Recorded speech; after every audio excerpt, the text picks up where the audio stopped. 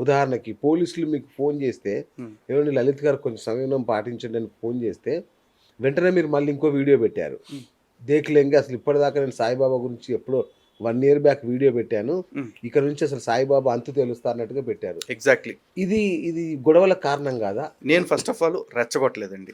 నాకు ఎంతమంది మద్దతొస్తారు? అంటే నా పోరాటం సవ్యంగా చేస్తున్నానా? నిజంగానే లేకపోతే వీళ్ళు ఆరోపణలు చేసినట్టు నేను సొసైటీని ఏమన్నా గొడవల్లాగా లేకపోతే సొసైటీలో అన్రెస్ట్ క్రియేట్ చేసేలాగా ఏమన్నా మాట్లాడుతున్నానా? అని చెప్పేసి నన్ను నేను పరీక్షించుకోవటం కోసం నాకు మద్దతు ఇచ్చేవాళ్ళు ఎవరైతే ఉంటారో వాళ్ళు రండి అంటున్నాను. హ్మ్. నాకు మద్దతు ఇప్పుడు ఏదన్నా ఒక ధర్నా చేస్తారండి రాజకీయ నాయకులు.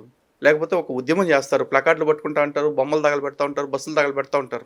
వాటన్నిటికి ఆళ్ళందరిని పిలిచి రచ్చలు చేపించినప్పుడు అది రెచ్చగొడతామని ఎవరు అంటల్ల. పోరాటాలు అంటున్నారు. హ్మ్. నేను ఒక హిందువుగా నాకు మద్దతిచ్చేవాళ్ళు, నా వాదనకి సపోర్ట్‌గా నిలబడేవాళ్ళు నాకు తోడుగా రండి అని పిలిస్తే మాత్రం రెచ్చగొడతం అవుతుందా? అంటే మీరు గమనించండి, కరసేవ అని అయోధ్యకు తీసుకెళ్లారు అందరిని. అక్కడ ఏం జరిగింది చూసారుగా? హ్మ్. మొత్తం మసీదు కూల్చేశారు. హ్మ్. ఇప్పుడు మీ మాటలు ఇట్లాంటి దానికి దారి తీయడానికి గ్యారంటీ ఏంటి? ఆ రోజు కరసేవ చేయాల్సొచ్చింది బాబ్రీ మసీద్ మీదండి. అవును. అది ఒక్కటే కాబట్టి జరిగింది. ఇలాంటి మసీదులు, దర్గాలు ఇప్పుడు చాలా ఉన్నాయి సాయిబాబా కూర్చున్నాయి. హ్మ్. సాయిబాబా కూర్చున్న వాటిని చాలామంది ఆలయాలంటారు. నేను దర్గా అనే అంటా. హ్మ్. అసలు దర్గా అని కూడా కాదు. ఇంకా చెప్పాలంటే మసీదే అనొచ్చు. ఎందుకంటే సాయి బతికున్నంత కాలం సాయి ఉంది మసీదులోనే కదా! హ్మ్. ఇప్పుడు కూడా షిరిడీలో వెనకాల మసీదు అట్లాగే ఉంది కదా మరి స్ట్రక్చర్. ఓకే. ఆ! హ్మ్. అలాగే నేనైతే ఎవరిని రెచ్చగొట్టట్లేదండి. ఫ్రమ్ ద హ్మ్. బిగినింగ్ క్రిస్టియానిటీ విషయంలో గాని, ఇస్లాం విషయంలో గాని, ఇప్పుడు సాయిబాబా విషయంలో గాని, గతంలో బ్రహ్మకుమారుల విషయంలో గాని నేను జస్ట్ ఎడ్యుకేట్ చేస్తున్నాను. ప్రజల్ని అవేర్ చేస్తూ ఉన్నాను. ఇది జరుగుతుంది. దీని నుంచి మనం కాపాడుకోకపోతే సర్వనాశనం అయిపోయేది ధర్మమే అని చెప్పేసి చెప్తున్నాను. హ్మ్. అలాగే నిన్న వీడియోలో కూడా నేను చెప్పింది మద్దతు కోసం రండని చెప్పా. యుద్ధం కోసం రమ్మని నేను చెప్పలేదు. హ్మ్. అలాగే పోలీసులు పిలిచిన వెంటనే ఇలా ఎందుకు చేశారు అంటున్నారు. ఇదే పోలీస్ స్టేషన్‌కి నేను ఎన్నో సార్లు గడప తొక్కానండి. మొన్న జగద్గురువులు శ్రీ శ్రీ శ్రీ విధుశేఖర భారతీ స్వామి వారిని నానా మాటలు అనింది. ఆ! అరుణ గోగులమంద అని ఒక ఆవిడ. ఆవిడ మీద పోలీస్ కంప్లెయింట్ ఇచ్చి పోలీస్ స్టేషన్ చుట్టూ 10 రోజులు తిరిగాం. ఎఫ్ఐఆర్ చేయలా. ఆయన గురువైతే బాబా ఎవరు సాయి గురువు గదా! సాయిబాబాని కూడా గురువు అని చెప్తారుగా. హ్మ్. మరి ఈ గురువుని అవమానించినందుకు కేసులు పెట్టి మొత్తం ఇంతమంది మీద చాంతాడంత లిస్ట్ రాసేశారు కదా! మరి ఆ గురువుని అవమానించారు, మా గురువుని అవమానించారు, మా జగద్గురువుని అవమానించారని మేము కూడా కంప్లెయింట్ ఇచ్చాం. హ్మ్. మరెందుకు కేసు చేయలే? గతంలో రాముడిని దగులుబాజీ అని చెప్పేసి తిట్టాడు. ఈ లోఫర్ ముండా ఒకడు వాడు. హ్మ్. వాడి మీద కేసు పెట్టాం. ఏం జరిగింది? తర్వాత కత్తి పద్మారావు అనేవాడు రాముడు మగోడు కాదని చెప్పేసి మాట్లాడాడు. మరి వాళ్ళందరి మీద ఏం కేసులు పెట్టారు? మనోభావాలు కదా! హ్మ్. అండి ఇప్పుడు ఈ దేశంలో హిందువుల్ని ఎంతమంది అవమానిస్తున్నారు. మొన్న ఓ పోరంబోగ్గాడు మల్లెపూలు పెట్టుకున్న ఆడోళ్ళందరూ బజారోళ్ళే అన్నాడు. హ్మ్. మరి వాడి మీద ఎవరైనా చర్యలు తీసుకున్నారా? కంప్లెయింట్లు ఇచ్చాం. హ్మ్. మరి మా మీద చిన్న కాగితం రాసివ్వంగానే ఇంత లిస్టు కంప్లెయింట్ ఫైల్ చేసేసారు కదా! అవును. మరి హిందువులకి మా బాధ చెప్పుకోమా?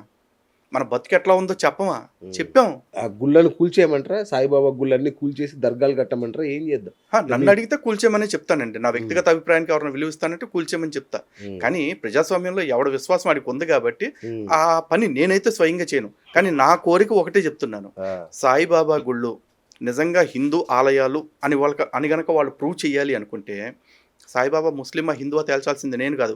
షిరిడీ సాయి సంస్థాన్ ట్రస్ట్ వాళ్ళు. హ్మ్. వాళ్ళొచ్చి అయ్యా మీరు పొరపాటు పడుతున్నారు. సాయిబాబా పక్కా హిందువు. సాయిబాబా ఉంటున్నవి 100% హిందూ ఆలయాలు అని వాళ్ళని చెప్పమనండి. ఓకే. వాళ్ళనే చెప్పమనండి. హ్మ్. అలాగే సాయిబాబాది 100% హిందూ ఆలయాలే అయితే గనక, మిగతా హిందూ ఆలయాలన్నీ దేవాదాయ శాఖ పరిధిలో ఉన్నప్పుడు, ఒక్క సాయిబాబా ఆలయాలు మాత్రం ఇండిపెండెంట్‌గా ఎందుకుంటున్నాయి? హ్మ్. వాటిని కూడా దేవాదాయ శాఖ పరిధిలోకి తెచ్చేయండి.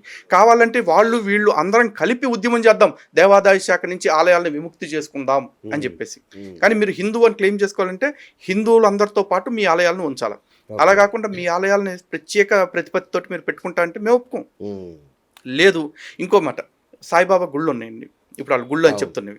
సాయిబాబా ఎట్ట కూర్చుంటాడు కాళ్ళ మీద కాలేసుకొని. ఆ పక్కన శివుడు విగ్రహం ఉంటుంది. శివలింగం ఉంటుంది. ఈ పక్కన అమ్మవారు ఉంటారు. ఆ పక్కన వినాయకుడు ఉంటాడు ఎదురుగా ముందల. మరి వీళ్ళంతా హిందూ దేవుళ్ళేగా. ఏ హిందూ దేవాలయంలో ఏ గురువుని అగ్రాసనంలో కూర్చోబెట్టేసి మిగతా దేవుళ్ళందరినీ ఇట్లా ఉపాలయాల్లాగా లేకపోతే పక్కన పనోళ్ళలాగా పెడతారు? పెట్టరెక్కడ. ఎక్కడ బెటర్‌గా. అవును. మరి సాయిబాబా ఆలయాల్లో మాత్రం ఎందుకిట్లా జరుగుతుంది? హ్మ్. హిందూ దేవుళ్ళని నిజంగా అవమానిస్తుంది వాళ్ళు. మా మనోభావాలు దెబ్బతింటున్నాయి. హ్మ్. ఖచ్చితంగా మేము ఒక ఉద్యమానికి పిలుపునిస్తాము. సాయిబాబా ఆలయాలు హిందూ దేవాదాయ శాఖ పరిధిలోకన్నా రావాలి. లేకపోతే ఆలయాలుగా చలామణి అవుతున్న దర్గాల్లోంచి హిందూ దేవీ దేవతల విగ్రహాలన్నా తీసేయాల్సిందే. కొద్ది రోజుల క్రితం మాధవీలత గారి మీద కూడా కేసు నమోదైంది ఈ విషయంలో. ఇదే ఇన్సిడెంట్‌లో హీరోయిన్ ఆవిడ గూడా యెస్. ఆ! ఉన్నారటండి. యాక్చువల్‌గా తన మీదనే కేసు రిజిస్టర్ అయింది. అవును. అంటే లిస్ట్ FIR చాలా లో తన పెద్ద పేరుంది. మేడం పేరు ఉంది. 11, 12 మందిలో తన పేరు కూడా ఉంది. ఉంది. సో ఇప్పుడు మీరు ఆమెకు మద్దతుగా రంగంలోకి దిగారా? లేదండి. యాక్చువల్లీ ఆవిడ బీజేపీ పార్టీ యెస్. తరఫున అవును. యాక్టివ్‌గా ఉంటారు కదా! మాకు అవును. Non political. అవును. బట్ ఇక్కడ ఇష్యూలో అందరం కలిపి ఎఫ్ఐఆర్‌లో ఉన్నాం కాబట్టి హ్మ్. డెఫినిట్‌గా అందరం కలిపి పోరాడతాం. మీ పేరుందా అసలు ఇందులో? తెలీదు. లిస్ట్‌లో? నాకు లిస్ట్‌లో నా పేరు ఉందో లేదో కూడా నాకు తెలీదు. ఆ! ఎఫ్ఐఆర్‌లో అయితే కనిపించలేదు. బట్ పోలీస్ స్టేషన్ నుంచి కాల్ వచ్చింది. పోలీస్ స్టేషన్ నుంచి నన్ను ఎక్కడ ఏం జరిగినా ఫస్ట్ మీకు ఫోన్ వస్తదనమాట. కామన్ అండి. ఆ! వస్తుంటది. ఎందుకంటే నేనుగా అయితే ఇప్పటివరకి అన్‌పార్లమెంటరీ యాటిట్యూడ్ తోటి అన్‌పార్లమెంటరీ వొకాబులరీ ఎక్కడ వాడలేదు. హ్మ్. కానీ నేనేం మాట్లాడినా తప్పే అని వీళ్ళు అంటూ ఉంటారు. ఏది మాట్లాడినా రెచ్చగొడుతున్నాడు, సమాజంలో అన్రెస్ట్ క్రియేట్ చేస్తున్నాడు అంటారు. అరే నిజాలు చెప్తున్నాను నేను.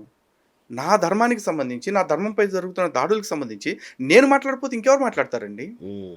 పోనీ ఇలా మాట్లాడకపోతే నేను కూడా ప్రవచనకర్తల్లాగా కూర్చొని బాబా గారు బంగారం, బాబా భక్తులు సింగారం అని చెప్పుకుంటూ కూర్చోనా? హ్మ్. నేను బరాబర్ తొక్కుతా. హ్మ్. నా ధర్మానికి హాని కలిగిస్తున్నారు అంటే నేను నిలబడతా. హ్మ్. మాక్సిమం ఏం చేస్తారు? జైల్లో పెడతారు. ఈ రోజు కాతే ఏదో ఒక రోజు ఈ పోరాటంలో ఎక్కడో ఒక చోట బ్రేక్ త్రూ ఉంటుందండి. హ్మ్. లేదు ఇది కాదు అనుకుంటే మాక్సిమం రెండోది ఏం జరుగుద్ది అంటే ఈ అన్ని మతస్థుల్లో లేకపోతే ఉన్న మతస్థుల్లో ఉన్న ఈ ఉన్మాదులో ఎప్పటికప్పుడు భౌతికంగా లేకుండా చేయొచ్చు. హ్మ్. ఆళ్ళు చేస్తామని ఆళ్ళు దానికి అనుకుంటారు. కూడా సిద్ధంగా ఉన్నారా? సిద్ధపడేదే ఉందండి. అసలు మనిషి ఆ! పుట్టాడు అంటే వాడు ఏదో రోజు సస్తాడనే కదా! ఆ! చాలా మంది ఏమనుకుంటారంటే మేమే లేపేసాం అనుకుంటారు. అరే నీకు టైం అయిపోయింది కాబట్టి నీ టైం అయిపోయే టైంకి ఎవడో వచ్చాడు లేపేయటానికి. భగవద్గీతలో కృష్ణుడు చెప్పింది అదే కదా! అవును. అవును. ఇప్పుడు నువ్వు అందరిని పీకి చంపేస్తున్నావు అనుకుంటున్నావు. నువ్వు అవును. చంపేది ఏమీ లేదురా నాయనా. నువ్వు వదిలేసినా సరే ఇక్కడ ఎవ్వడూ బతికేవాళ్ళు లేరు. అందరూ సస్తారు ఒక రోజున నా హ్మ్. చేతుల్లో అని చెప్పేసి చెప్పాడు. అక్కడ భక్తుడని, శత్రువని ఆ భేదం మనకుంటుందండి. పరమాత్ముడికి అయ్యేమి ఉండదు. హ్మ్. వీడికి ఆయువు ఉందా? ఆయువు తీరిందా? ఈ రెండే చూస్తాడు. కానీ మీరు హిందూ ధర్మ పరిరక్ష అంటున్నారు గానీ, అసలు హిందువుల్లో చీలిక తెస్తున్నట్టుంది మీరు. ఒకటేనండి హిందువుల్లో చీలిక వస్తుందా అంటే ఆల్రెడీ హిందువుల విషయంలో బోలెడన్ని గొడవలున్నాయి, నానా కష్టాలున్నాయి. హ్మ్. మళ్ళీ మీరు కొత్త కష్టం తీసుకొస్తున్నారు ఇప్పుడు. కష్టం, నష్టం అదేమీ ఉండదండి. హిందువుల్లో ఎన్నో గొడవలు ఉన్నాయి కదా అని చెప్పేసి ఈ ఉన్మాదుల్ని వదిలేసామనుకోండి భవిష్యత్తులో ఈ జబ్బు ఎక్కువైపోతది. హ్మ్. మన ఒళ్ళే కదా అని చెప్పేసి మన ఒంట్లో ఏదన్నా ఇన్ఫెక్షన్ వస్తే ఓకే. వదిలేస్తామా? ఓకే. సర్జరీ చేసి తీసేస్తాం కదా! అవును. వామ్మో! మన శరీరం నుంచి ఒక ముక్కని తీసేయాల్సి వస్తుంది అని బాధపడుతూ కూర్చోం. అవును. మన శరీరం మొత్తం ఇన్ఫెక్ట్ అవ్వకుండా ఉండాలంటే ఆ ఇన్ఫెక్ట్ అయిన పార్ట్‌ని లేపేయాల్సిందే. రైట్. అంటే ఇప్పుడేంటి సాయిబాబాని ఆఫ్ఘనిస్తాన్ పంపించేస్తారా? ఇక్కడ లేకుండా? ఇదా బాబాని మీకు పిలుపేంటి? బాబాని ఎక్కడికి పంపించుకుంటారనేది నాకు సంబంధం లేని విషయం అండి. హ్మ్. బాబాని భారతదేశంలో కూడా పెట్టుకొని మొక్కుకోమనండి. కానీ ఆ మొక్కే వాళ్ళలో హిందువులు, హిందుత్వవాదులు ఉండొద్దనేది మాత్రం నేను ఖచ్చితంగా చెప్తా. షిరిడీలో జరుగుతుంది వ్యాపారం అండ్ మిగతా జరుగుతుంది కాదా? షిరిడీలో జరుగుతుంది కాదండి. ఆ! షిరిడీ సాయిబాబా ఆలయాల పేరుతో జరుగుతున్నది వ్యాపారం. ఓకే. ఎక్కడ పెట్టినా. హ్మ్. అంటే ఇప్పుడు తిరుపతిలో గాని, కాశీలో గాని జరుగుతుంది ఏంటి వ్యాపారాలు కాదా అవి? ఎగ్జాక్ట్‌లీ. ఇప్పుడు తిరుపతిలో గావచ్చు, శ్రీశైలం గావచ్చు, విజయవాడ దుర్గమ్మ తల్లి గుడిలో గావచ్చు, ఇదంతా కూడా వ్యాపారమే. హ్మ్. ఈ వ్యాపారం ఎవరు చేస్తుందంటే ప్రభుత్వాలు చేస్తున్నాయి. హ్మ్. ఆ ఆదాయం ప్రభుత్వాలకెళ్తంది. ఓకే. ఆ ఆదాయంలో నుంచి వచ్చిన ఆ ఆదాయం ద్వారా వచ్చిన అంటే ఫలితాలు ఎట్లా ఉంటున్నాయంటే హ్మ్. తిరుపతిలో ఇప్పుడు చూసారు. శ్రీనివాస సేతు గరుడ వారధి కట్టారు. అవును. ఆ గరుడ వారధికి మా డబ్బులే ఇచ్చారండి. మన డబ్బులే ఇచ్చారు అవును. హిందువులు. అంతేగా. హిందువుల డబ్బులే ఇచ్చారు. తిరుపతిలో రోజు ఒక 2,00,000 మంది అన్నం తింటున్నారు హ్మ్. ఫ్రీగా. ఆ 2,00,000 మందికి మనమిచ్చిన దేవుళ్ళ డబ్బులతోటి మన మీద వ్యాపారం చేసి తీసుకున్న డబ్బులతోటి చేస్తున్నారు. అవును. అలాగే SVIMS hospital, Ruia hospital, Ashwini hospital, Pranada trust లేకపోతే శ్వేత ఇవన్నీ కూడా అక్కడ మన డబ్బులతోనే నడుస్తా ఉన్నాయి. అవును. అలాగే శ్రీశైలంలో ఎన్నో వ్యవస్థలు నడుస్తా ఉన్నాయి. గోశాల నడుస్తా ఉంది, హాస్పిటల్ నడుస్తా ఉంది, లైబ్రరీస్ పెట్టారు. ఇంకా చిన్న చిన్న గ్రామాల్లోకెళ్ళి కళ్యాణాలు చేయిస్తా ఉన్నారు. అలాగే విజయవాడ కూడా అంతే. గిరిజన గ్రామాల్లోకి, తాండాల్లోకి లేకపోతే ఏజెన్సీ ప్రాంతాల్లోకి వెళ్ళి అక్కడ పౌరోహిత్యం చేస్తూ అక్కడ వాళ్ళందరికీ కూడా ధర్మాన్ని ప్రబోధిస్తా ఉన్నారు. ఇదంతా మన డబ్బులతోటి చేస్తున్నారు. అలాగే జగన్మోహన్ రెడ్డి గారు గవర్నమెంట్ ఉన్నప్పుడు జగనన్న విద్యా దీవెన, వైఎస్ఆర్ వాహన మిత్రకి, పెన్షన్ కానుకకి ఇంకేదో చేతిగుడ్డ, మూతిగుడ్డ అని ఏదో చాలా పథకాలు పెట్టారు.